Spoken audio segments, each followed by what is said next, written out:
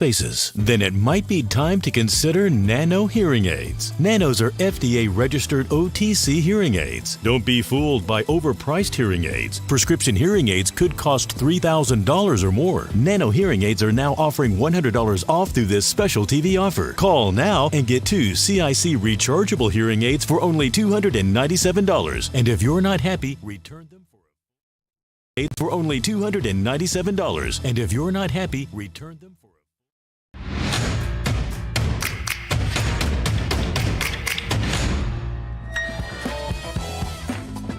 The libs are begging to keep murderous criminal gang members in the country for some reason. Also, gas prices are down around the country.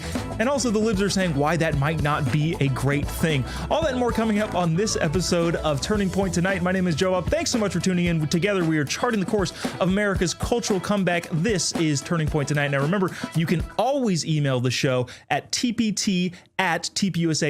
You can send emails whether you agree with us or whether you're wrong. And if your email is abhorrent, there's a chance we will read it in the D block of this show, which is always one of the more fun things that we get to do. But before we talk about any of that stuff, and before we discuss with our panel, we want to talk about this autopen situation and the chaos that it has caused. President Trump is saying that the pardons issued by then President Biden, well, they don't count because he didn't actually sign them. He used some machine autopen to sign them.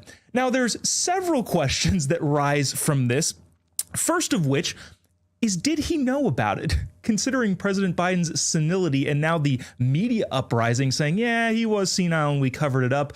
Did he know that he or his autopen were signing something? If he did know, well, that opens up a couple questions. Why couldn't he just sign them himself? The guy was running to be president 6 months ago. He can't sign a piece of paper. And two, if he did know, but then let the autopen sign it, was he in the room when it happened? Was he just watching the autopen sign his signature? One of the guys over at the Heritage Foundation, the director of the Oversight Project, Mike Howell, said, well, Biden wasn't even in Washington, D.C. when some of these papers were signed and dated in Washington, D.C. So that's a problem. The other issue could be, well, what if he didn't know? What if President Biden had no idea what was being signed and his chief of staff said, yeah, the president said that's fine, go ahead and sign it? Well, that opens up a whole new can of worms, but is, in fact, great news for me. As you can see right here, I have a print of President Trump's signature. Now, according to the autopen situation, whether or not President Trump actually signed this doesn't actually matter. And I'll read to you what it says here. I hereby pardon JoBob from paying any property tax, federal income tax, any taxes whatsoever, and he can do whatever he wants because he's governed by God, not the government. That's what it says. You just have to trust me on that. And whether or not President Trump knows about this doesn't matter, according to the autopen situation with President Biden.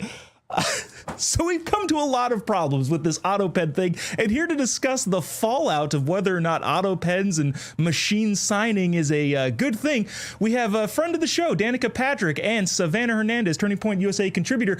Guys, thanks for being here to discuss these very important issues. I say that sarcastically, but I'm also kind of serious. Thanks for having us, JoBob. Yeah, good to be here. Danica, how long is it before the libs start saying that, well, the autopen is being discriminated systematically by Big Sharpie, as President Trump likes to use the Sharpies? That was not an actual question. What does this actually say in this autopen situation? Well, the autopen might identify as a human, and in particular, the president. And so then, of course, we have a question to answer.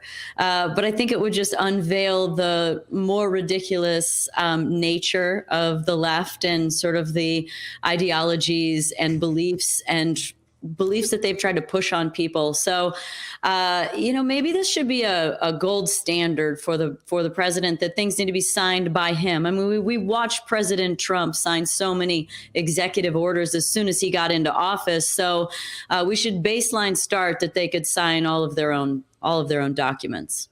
Yeah, it seems like it should be pretty par for the course. Like signing a document isn't like, I don't know, going through a strenuous strength test. It's you're signing a piece of paper. Besides that, Savannah, MSNBC had this headline. President Trump also admitted to using an auto pen. NPR said many presidents have used it. The Trump team then said, yeah, if we're like writing letters to citizens, the president doesn't have time to sit there and sign all of this. So we use an auto pen. But for the big stuff, like treaties and pardons, he sits there and signs it. The mainstream media trying again to mislead the American people. Do you think they'll ever get the memo that nobody's buying that? Yeah, JoBob, first off, before we get to that, I have been pushing back and scared of the AI takeover for years now, but apparently we've already been ruled by computers for the last 4 years since Joe Biden, as we know, was not even cognitively present enough to sign his own EOs. I mean, apparently we had computers that were signing things and running this country, as you're seeing with this auto pen debacle, JoBob. So I think the main argument here, right, was Joe Biden cognitively present enough to even know what was going on during his presidency? And I would just like to remind the American people that this is the same president who had to pick on reporters that were pre-given questions that he had the answers to because he did not have the cognitive ability to even answer basic questions. So I think that in itself kind of already answers for us this auto pen situation and Joe Biden's cognitive abilities. I mean, when we were at the RNC, actually, for Turning Point USA, I went and I asked CNN, I was like, hey, why did you guys cover for Joe Biden's very, very apparent cognitive decline? What's going on there? And now we're seeing this auto pen situation. I don't know. I mean, dots are connecting, JoBob. Doesn't seem like Joe Biden was all there, but that's just me being a conspiracy theorist, okay? Yeah, the libs will cover up anything that deny they do it. Speaking of the libs, I wonder if you guys saw this. National gas price averages are down, which of course, blanket, that's a good thing. Here was a headline from MarketWatch. Gas prices are headed below $3 a gallon. Why that's not actually a good thing. Danica, can you think of any reason why consumer products being priced so that consumers can actually buy them would be a bad thing in the libs' mind? I don't know. I think in this one you might have to follow the money. Who is getting the money when the prices were higher? Who's getting who are all these people that were on $150,000 or $200,000 salaries that end up with 50, 60, 70, $80 million in the bank account? I'm not really sure, but it doesn't really connect. The dots don't connect. So look, what are they going to say next?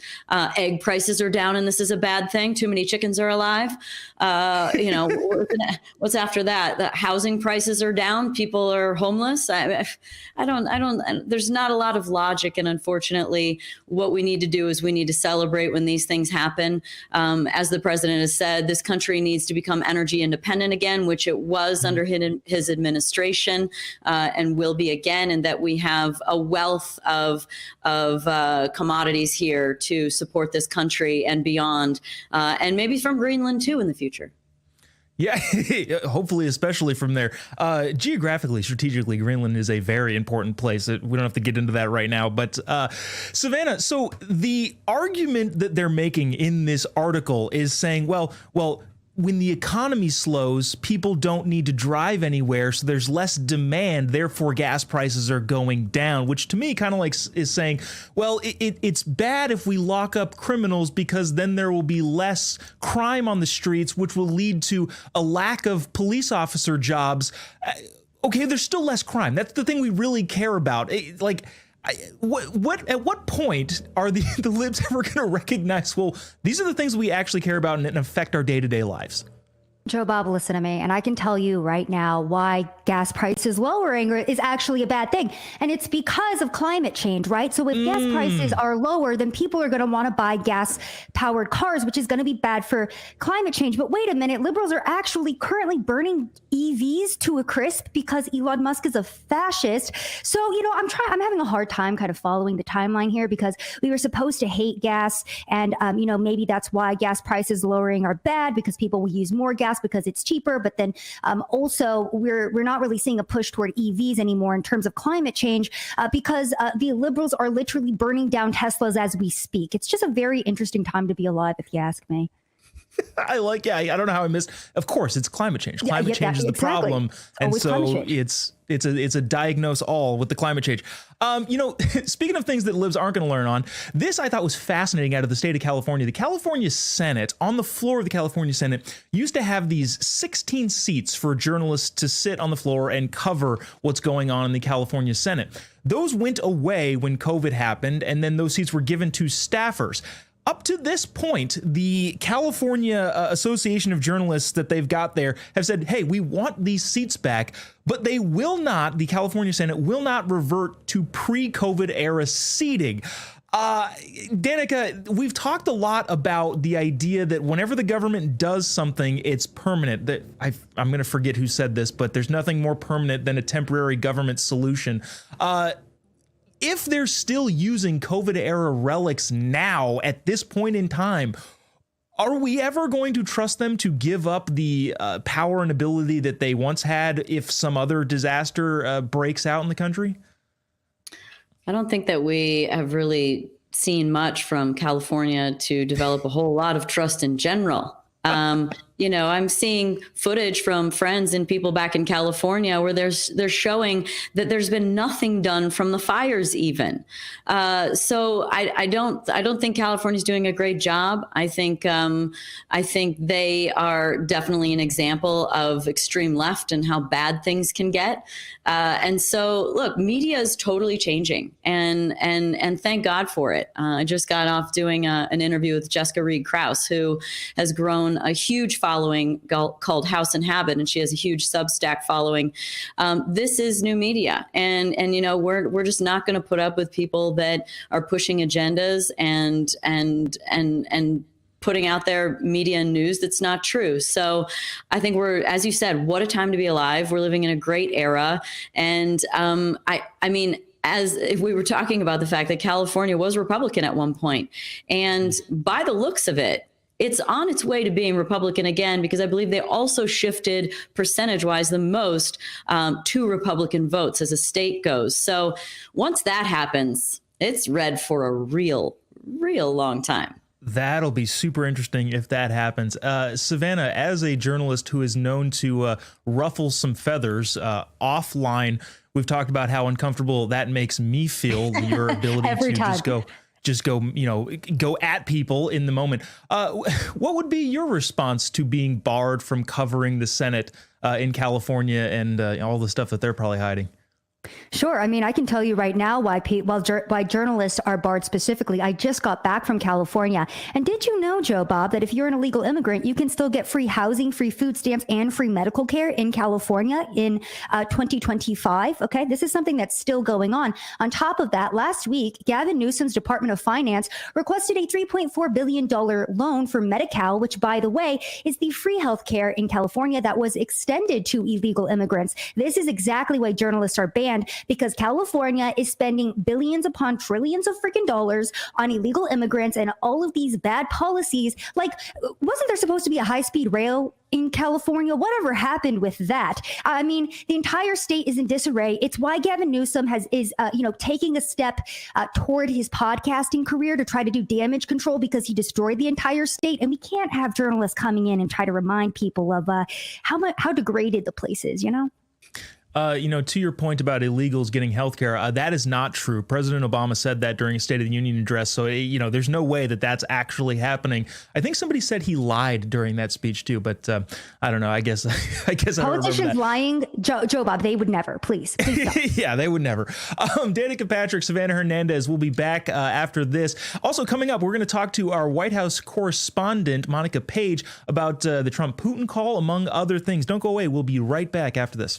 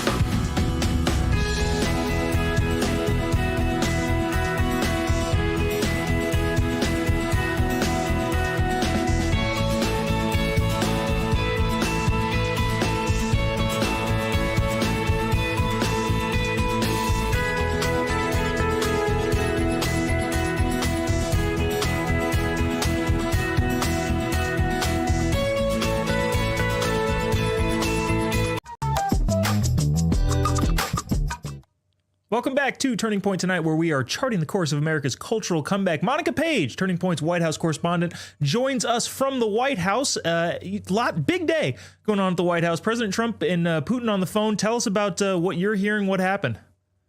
Hey, JoBob. Yeah, so it appears quiet here at the White House, but a lot of the action's been happening behind the scenes. We haven't seen or heard from any of the president's surrogates today on the North Lawn, but a lot of the action happening this afternoon with President Trump having an actual phone call with the Russian president, Vladimir Putin, regarding the state of the war, Russia and Ukraine war as it stands. And it's actually a pretty big victory for the White House. This is a first in this war, and it's the fact that Vladimir Putin has agreed on a ceasefire. It will stop attacking Ukraine's badly damaged infrastructure and energy sites that's been going on since the war started.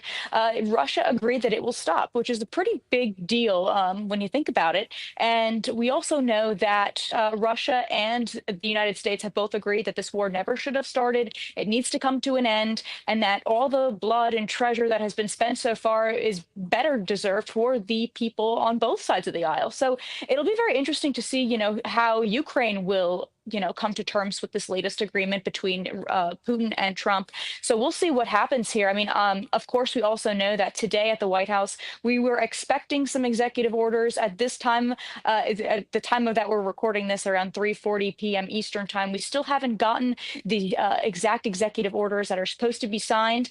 We know the president was running a little bit behind schedule today. We also know that we're supposed to be seeing the JFK assassination files as well. They're supposed to be about 80,000 pages unredacted.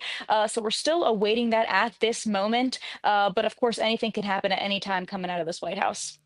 Yeah, I don't want to bury the lead of what we're talking about in the next segment, but one of the big executive orders that happened on Friday that President Trump signed was shipping all those gang members off to El Salvador. Can you talk about some of the backlash that the White House has received? In my opinion, unjust, but what's been going on regarding that?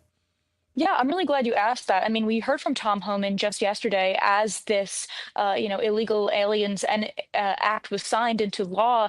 I mean, we heard from him himself. We heard reporters ask him questions. How can you tell if these people are actual criminals? What's the criteria that you guys are focusing on to tell who is the criminal, who's a gang member, and who's not?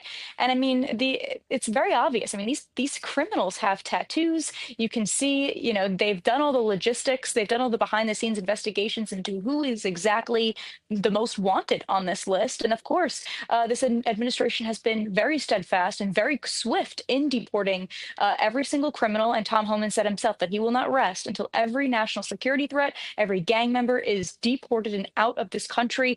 And for some reason, a lot of the mainstream media reporters can't seem to understand this concept or can't seem to really get behind this sole fact. But the message has been clear: to keep Americans safe. Yeah, I wish you were on our panel to discuss that, as we'll be talking about that just in a quick second. Monica Page, Turning Point's White House correspondent, thanks so much for checking in. We will see you tomorrow. Thanks so much, JoBob. Thank you. As promised, I want to bring our panel back to discuss what is going on in the world of deporting criminals. Danica Patrick and Savannah Hernandez join us. So on Friday, let's get the timeline straight here. Friday night, President Trump signs an executive order citing an alien enemies of the United States from 1798, saying that he has the right to throw out criminals out of the country and send them somewhere else. You don't have to go home, but you can't stay here. On Saturday, the ACLU, the lefty American Civil Liberties people who have betrayed their namesake, said, no, you can't do that. They issued a court order. A judge said, President Trump, you can't do that. And President Trump said, too late. They're already gone. My main question, though, is because I kind of feel like this is not really that controversial of an issue. Danica, at what point do the libs pick a better hill to die on? Effectively, right now, they are saying, how dare you, President Trump, send the criminal gang member, dangerous illegals to another country. We want them here. Is that a good move, just politically speaking? It's great for the Republican Party. There you go. Because they just consistently seem to be crazy and have bad ideas. And look, but as long as they are supporting votes, I think you're still going to see people trying to keep them here. But the number one job is that this country is kept safe and successful and be a powerful nation.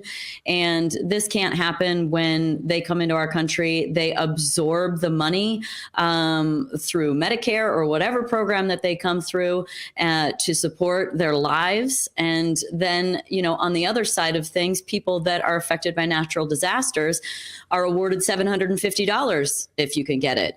So I think that there's too much hypocrisy going on. And, as it's been well stated, that if you leave this country on your own and you aren't deported and you aren't marked down, you can come back. And I do think that there needs to be some level of immigration reform on how long it takes to be able to live in this country. Totally. Because it widely spans from being able to just cross the border and, get money for free to taking 30 years. And somewhere in the middle, there's got to be a good place. But it should not be controversial that there are illegal immigrants here that are doing bad things in this country. And so as long as they are toting this line of thinking that they should stay, I'm fine with it, because it just really just allows the Republican train, to forge ahead at a high rate. Yeah, if they pick bad hills to die on, go ahead. That's fine with us. Savannah, so they're being sent to a lot of Venezuelan Tren de Aragua members being sent to El Salvador, where President Bukele has said, hey, we'll accept them. When the judge issued the injunction or the stay or whatever, hey, you can't send them out, President Bukele tweeted this. I'm not sure if we have the tweet up here.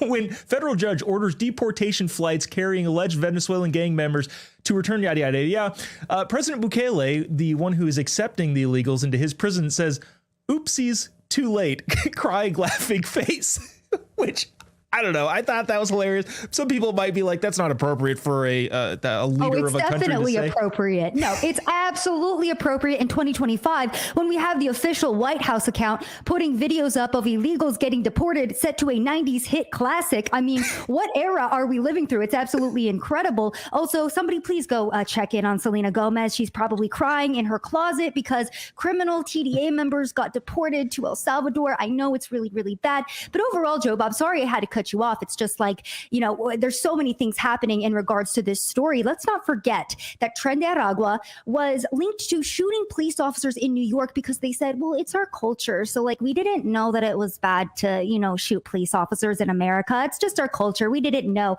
Let's not forget that they're responsible for jewelry heists in Denver, that they were responsible for taking over entire apartment complexes with guns, that they were tied to the murder of Laken Riley and multiple other atrocious crimes in this country. Let's not forget that this is a violent Venezuelan prison gang. So I think that Bukele's response was absolutely warranted. And to all of these federal judges that are trying to come in, because this is one case of many in which federal judges are trying to come in and be a part of in terms of stopping the Trump administration from, quite frankly, making America great again, right? That's what we, the people, voted for. For some reason, these federal judges are coming in and trying to completely circumvent that. This is our next natural fight, right? And this is something that we're going to be seeing time and time again. So I really do appreciate the very honest and blunt response of oh, sorry, we already did it. Danica, I want to pull on that thread a little bit. So you talked about kind of the structural immigration process needs to change. And I think everybody can agree with that, right, left, center. Everybody agrees. One of the other structural issues that I think is fascinating that is kind of being shown to light here is the fact that somebody issuing a court order can pretty much, let's just say if the Trump administration had followed the judge's request, can just delay things for weeks, months, possibly even years from a systematic process issue. How do we fix that? Do we fix that? Is that something that we can take on politically as conservatives in the process of hey, we're going to do something. It's legal. We're doing it. It doesn't matter if you find some judge somewhere to issue something. Is there a way that we can resolve that system that'll actually allow the administration to do its job? Right. Well, I think everything that's submitted needs to be of a necessity. And then, of course, maybe this is an area where people are needed to be hired. Maybe we need more workforce behind these issues to be able to get them resolved and be able to move forward with immigration. And, people that came over the border, for them to have for them to get to wait their 5-7 years before their court date to try and become a citizen of the United States. I mean, and then never show up. I mean, these are huge problems. There's obviously a disconnect within the legal system and how everything is operating and the pathways it takes. So, look, the government is in a huge upheaval of renovating through DOGE and what's not necessary anymore. But of course, there are going to be things that we find that are necessary and maybe need to be added. So these things need to have a better process so that they can be done in a timely manner, so that we can have efficiency in this country. So I think it's on its way. I maybe this is next. DOGE goes everything from getting rid of all the things that we don't need, and then maybe phase 2 is adding in all the things that we do. Oh, yeah, that's interesting. Yeah, I think just to clarify, what I meant to say was not that we should just get rid of the system. Just let's make the system better. And I think everybody can agree with that. And like, to your point, yeah, that's maybe they need to add a bunch more judges so that they can make that process faster, quicker, and more efficient. Savannah Hernandez, Danica Patrick, thanks so much for joining me today. Really appreciate it. We'll have you back soon. Thanks, JoBob. Thank you. Thank you. Coming up next, an awesome clip from Alex Clark's Culture Apothecary podcast. Don't go away. We'll be right back after this.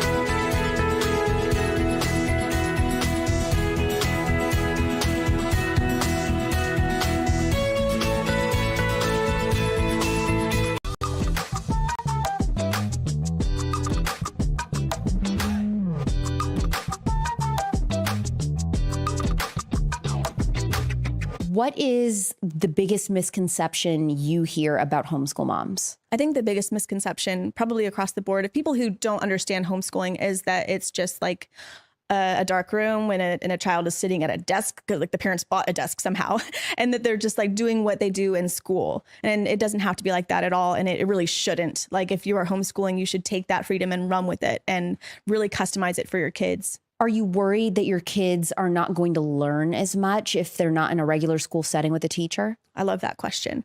Yeah, they're not going to learn as much. And that's a good thing. I think that define learning. So the school system has you memorizing so much stuff and it's like filling your brain with things that really aren't that important. So yeah, they're going to learn less, but the things that they are going to learn, they're going to actually matter. They're going to actually like find uses for it. And those things are going to kind of jump them into whatever career path they choose. I think a lot of homeschool moms would be afraid to say that, but you explaining it makes a lot of sense. Mm-hmm. I went on the Skinny Confidential and Lauren was asking me, you know, tell me exactly how you would homeschool your kids. Like, tell me exactly what it would look like. And I really struggled with that question. Afterwards, I told someone on my team, I said, gosh, I bombed that part of the interview. I was like, because I do have ideas, but the truth is that I can't answer that question. It's a hard question because every child is different. And I don't know. I can have ideas of like, I want to do this homeschool method. I'll use this. I want to do this. But until I have that child and know their personality, it could look drastically different. Me wanting to homeschool is not going to change, but the way that I choose to homeschool might be different than what I think now without kids, you know, what that's going to look like. Do you feel like you've had to pivot the style in which you teach some of your kids? Yes. And I still am every day. So it's a relationship. It's not like, okay, this is what I decided whenever you were 3 years old, how we were going to homeschool. And this is how we're going to do it because I said so.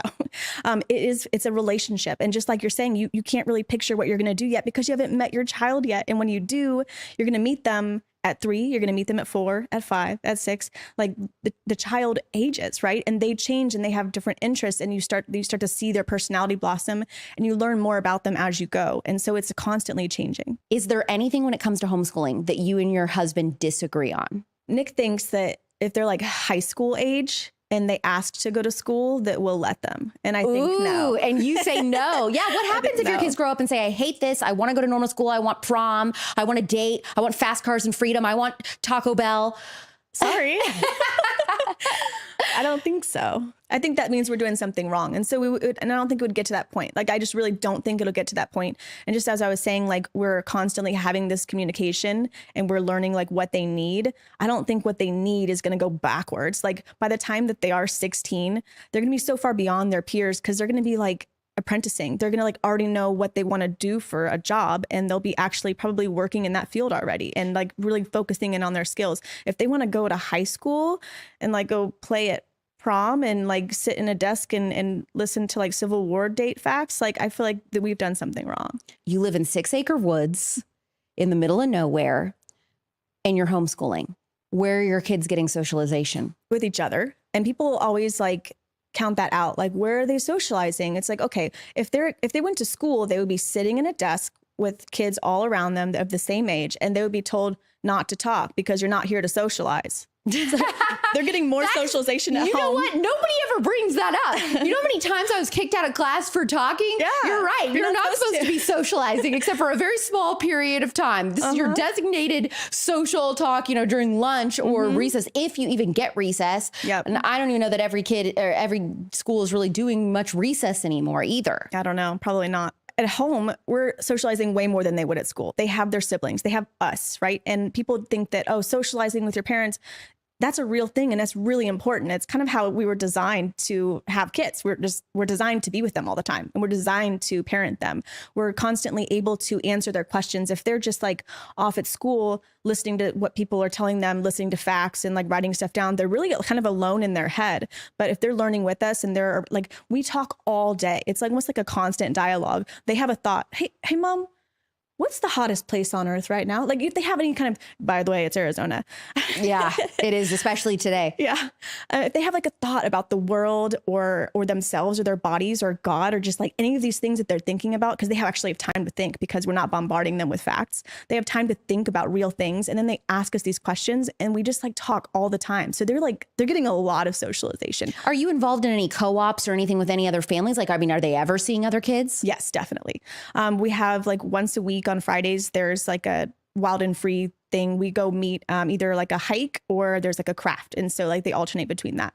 Do you feel like as a homeschool parent, you have a lot of opportunities for activities for your kids? Or do you feel like your kids have like 2 options and there's just not much to do outside of your own property? Living in a rural area actually limits our options. So a lot of people, that's what we get like some flack online of like, well, not everyone has, nature properties to homeschool on. I'm like, actually right there in your city, you have a lot of really cool things. You have a museum, you have a library, you have like all these really cool things that you can go visit. Where we have sports, right? We do, Tom is in soccer, Hudson does baseball. So we do like city sports. There is a library. But if we need to go to a museum or like a state park, we'll drive a couple hours to do that. You and your husband both stay home. You're both doing social media work. Is homeschooling more doable for you than parents where both work or a single parent?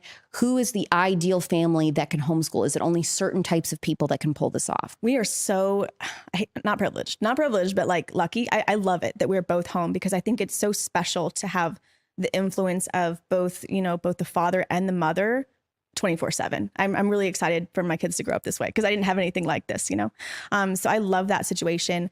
But no, that does not have to be the only situation. Stay-at-home moms can do it by themselves. Stay-at-home dads can do that by themselves. And I get a lot of messages from people whose parents, like, they both work, but maybe one works outside the home, but they still make homeschooling work. There's also, I've learned this from like people like Heidi St. John, who I've had on the show, is that there are absolutely 2-parent households that are working outside the home and single parents. And that's the thing about homeschooling is that you're creating your own schedule. So do you feel like there are some days where you do 0 type of formal schooling and it's just play?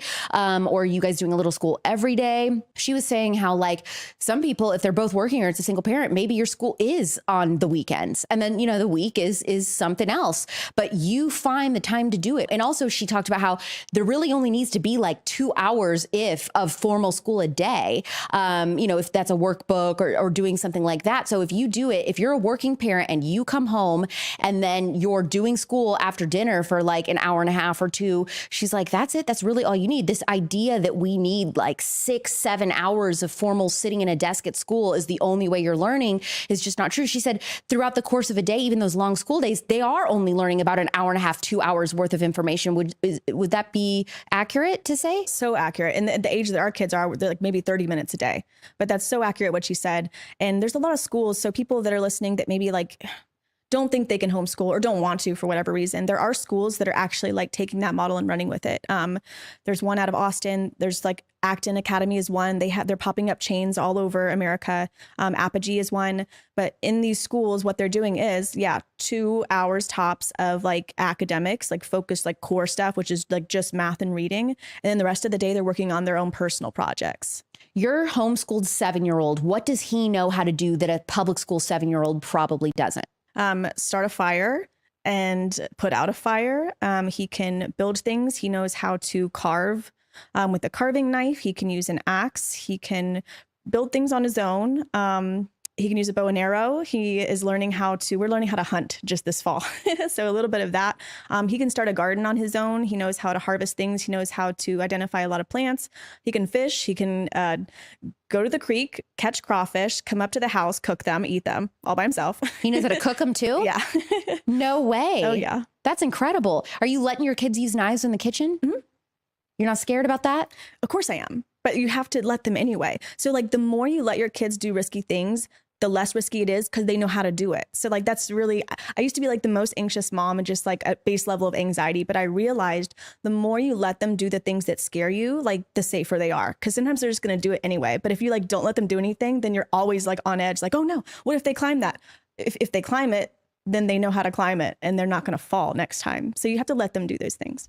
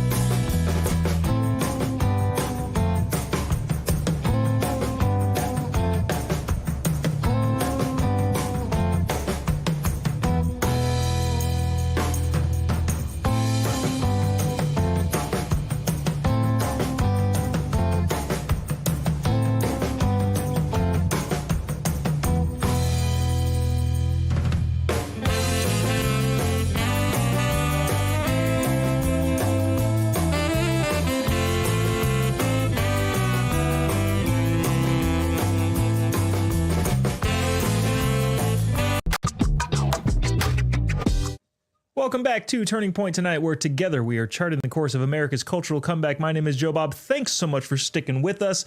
So last week we did a call and response, if you will.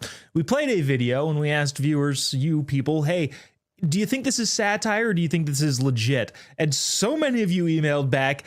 And the hilarious thing is that nobody could tell. If you don't know what I'm talking about, go rewatch the episode. You can watch it on Real America's Voices website, also Rumble, YouTube, X, any of the platforms.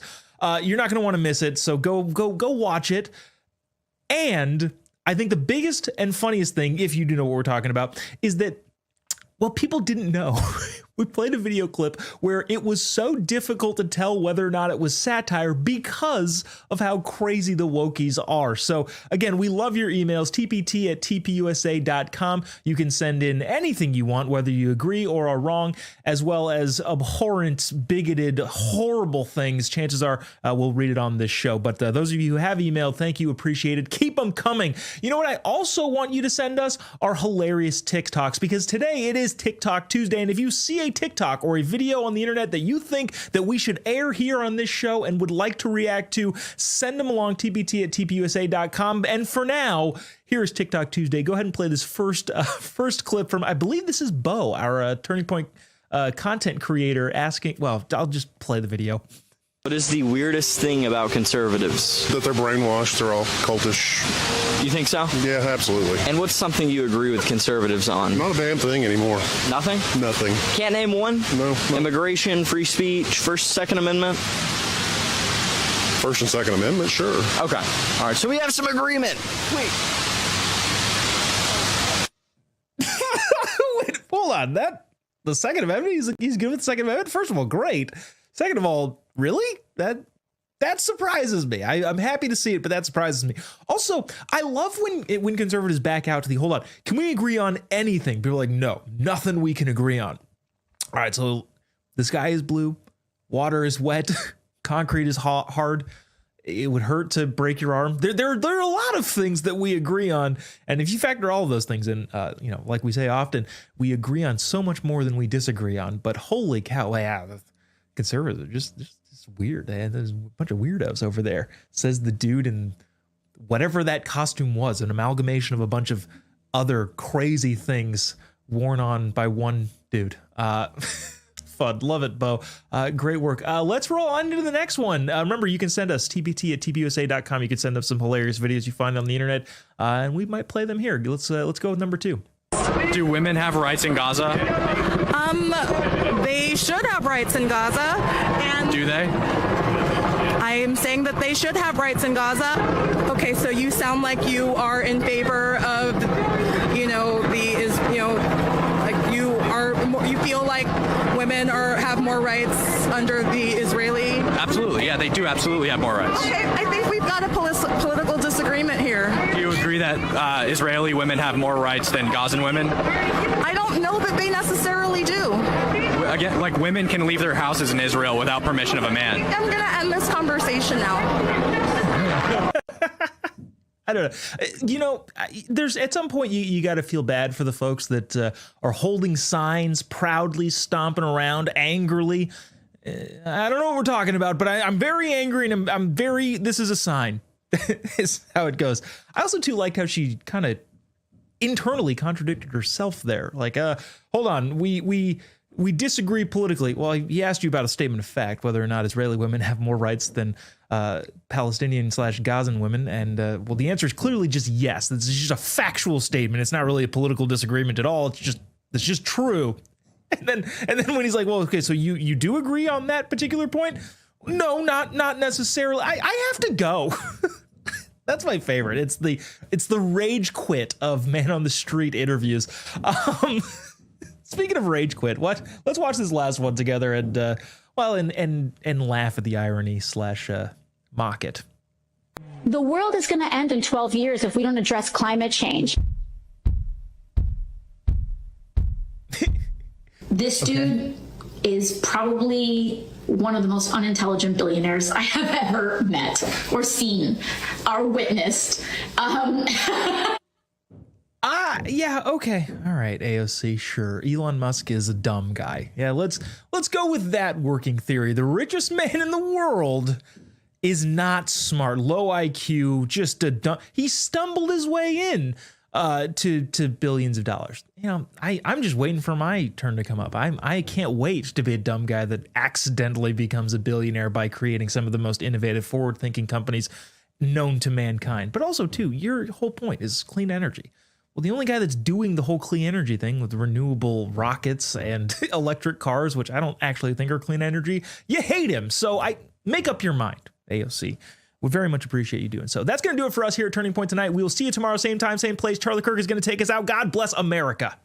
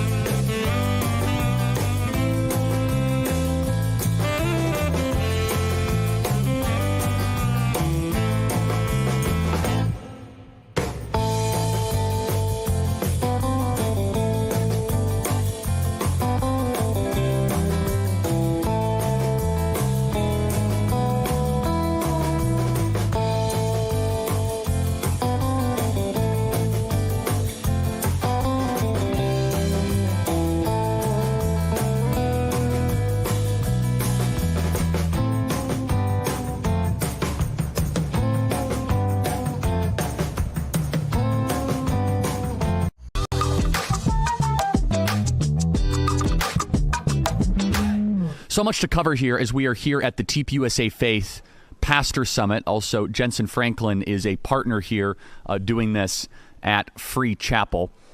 And lots to cover. We're going to have Lucas Miles on the program, who is our director at TPUSA Faith. We're going to have Jensen Franklin himself on the program. We are also going to have Andrew Cedra on the program, all about the rise of Islamism and Mohammedism. Very important topic, as the rise of Mohammedism in the West is one of the greatest existential cultural threats. Forget the whole idea of the Houthis and the terrorists and Iran. That's important. But the cultural ascension of Mohammedism is directly at odds with a free society. We're going to explore that with Andrew Cedra. It is slow motion cultural suicide. But I want to emphasize two rock stars that President Trump has empowered. There is an ascendant, there is a growing, there is a increasingly popular force and energy in the conservative movement, in ideological vanguard. J.D. Vance and Stephen Miller. I want to brag on both of these incredible leaders for a second. They're both great friends of mine. I'm honored to call them friends. They are in the trenches fighting for the country every single day. Stephen Miller had, without a doubt, one of the best and most dynamic and informative, might I add, cable news segments that you'll ever find. Usually cable news is largely, especially CNN, just a waste of time. Love Fox News, but CNN is just a waste of time. Like, why would anybody watch CNN?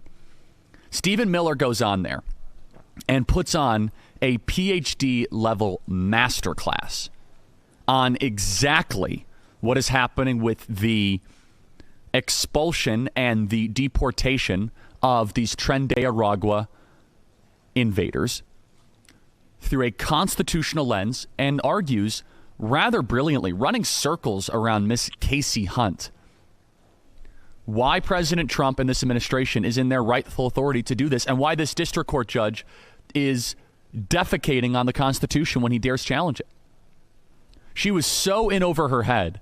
It was delicious to watch.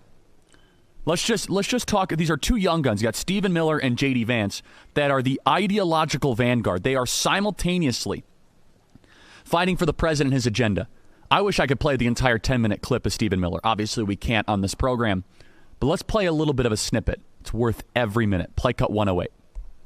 So you called the judge's order just earlier today, quote, patently unlawful, end quote, and said that it was an assault on democracy itself. Does that mean that the administration is ignoring this order, and might you ignore future court orders that meet the criteria you laid out? The President of the United States and his administration reserve all rights under the Constitution to conduct national security operations in defense of the United States. The Alien Enemies Act, which was passed into law by the founding generation of this country, men like John Adams, was written explicitly to give the president the authority to repel an alien invasion of the United States. That is not something that a district court judge has any authority whatsoever to interfere with, to enjoin, to restrict, or to restrain any way. You can read the law yourself. There's not one clause in that law that makes it subject to judicial review, let alone district court review. Stephen Miller continues here on this constitutional scholar masterclass. Play cut 109. Well, no, if you could answer my question first, in other words, is Venezuela invading our country in a way that would apply this way? So I'll answer yours and you'll answer mine. Under the terms of the statute, Tren de Aragua is an alien enemy force that has come here as detailed at length in the proclamation at the direction of the Venezuelan government. The statute says that a president has the ability to repel an invasion or predatory incursion that is directed by a foreign state government. or a government, right? Are they a state or a government? This would be, yes, it is documented that TDA was sent by the Venezuelan government in the proclamation. And here's an even more important point. Under the Constitution, who makes that determination? A district court judge elected by no one, or the commander-in-chief of the Army and Navy? The president and the president alone makes a decision of what triggers that determination. So do you then think we statute. are actually at war with Venezuela, the nation state of Venezuela? You're not hearing me, and you're not understanding me. You're not hearing me. You're not understanding. By the way, can we just get a side-by-side image up on screen? I hate to overly generalize, but you're going to have to indulge me in my generalizations for a moment. That's what's going on in America. On the right, you have very calm, stable, stoic, measured, wise, alpha male Stephen Miller with his life all together, beautiful family, defending his nation. On the left, you have scrambled, not really a clear thinker. I'm not even saying she's not bright, which obviously she isn't, but she can't control that. But she's just a sloppy thinker. She doesn't have the mental capacity or the matrix to be able to even process. And she also does it in such a smug, condescending way, as if she kind of like leans back. Well, are you trying to say... She was so out of her element here, and Stephen Miller was just kind of playing with her. My favorite part of the tape, you got to get this, Ryan, is when she was like, well, according to your own ex post, and Stephen's like, nope, and then he reads it word for word, and some CNN producer then puts up the quote, and turns out Stephen Miller was right.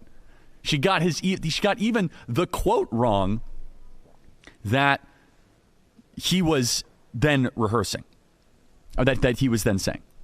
And of course, she had people in her ear, obviously 3 or 4 producers piping in, trying to give her one-liners. It's just a perfect picture of what is going on in the country right now. It really was a 10 out of 10 masterclass. So you got Stephen Miller. We're going to play that one last piece of tape of Stephen Miller after the break, and then we have the J.D. Vance element.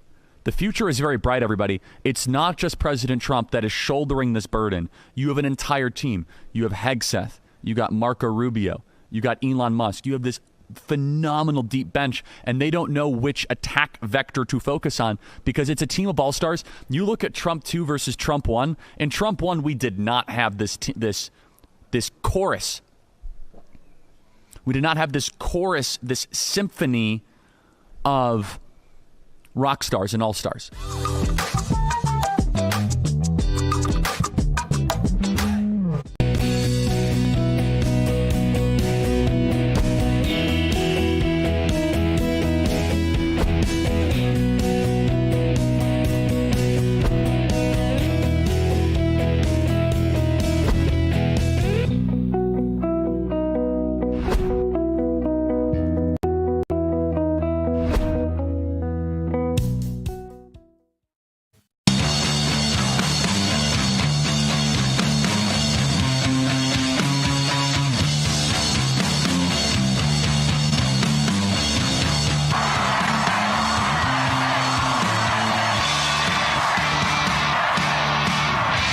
The Charlie Kirk Show starts now.